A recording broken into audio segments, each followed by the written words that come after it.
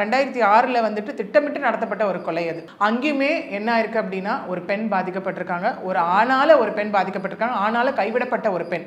அதாவது அவங்க என்ன பண்ணியிருக்காங்க அந்த இடத்துல அப்படின்னா டொமஸ்டிக் வயலன்ஸ் ஒரு கேஸ் வந்து வெல்ஃபேர் ஆஃபீஸர்கிட்ட போயிட்டு ஒரு கம்ப்ளைண்ட் கொடுத்துருக்காங்க. என்ன அப்படின்னா டிவில் குமார் அப்படிங்கிறவர் வந்துட்டு என்னோட குழந்தைங்களுக்கு அவர் தான் வந்து தந்தை, அவர் வந்துட்டு ஏமாத்திட்டு என்னை கல்யாணம் பண்ணிக்காம போறாரு, விசாரணை நடத்துங்க அப்படிங்கிற ஒரு கான்செப்ட்ல அங்கே போயிருக்காங்க.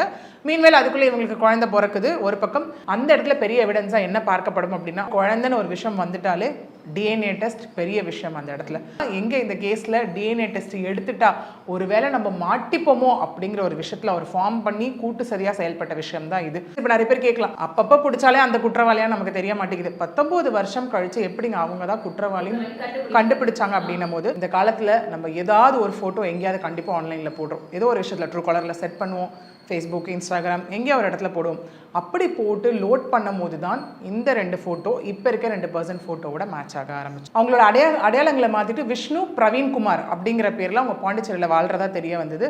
அதுக்கப்புறம் ட்ரேஸ் அவுட் பண்ணி போய் போலீஸ் அவங்கள பிடிச்சி அரெஸ்ட் பண்ண விஷயம் தான் ஜனவரி மாதம் நடந்த விஷயம். அரெஸ்ட் பண்ணி இப்போ இன்வெஸ்டிகேஷன்ஸ் போயிட்டு இருக்கு. GUI இந்தியாவின் தலை சிறந்த vernacular edtech brand, skilling everyone everywhere.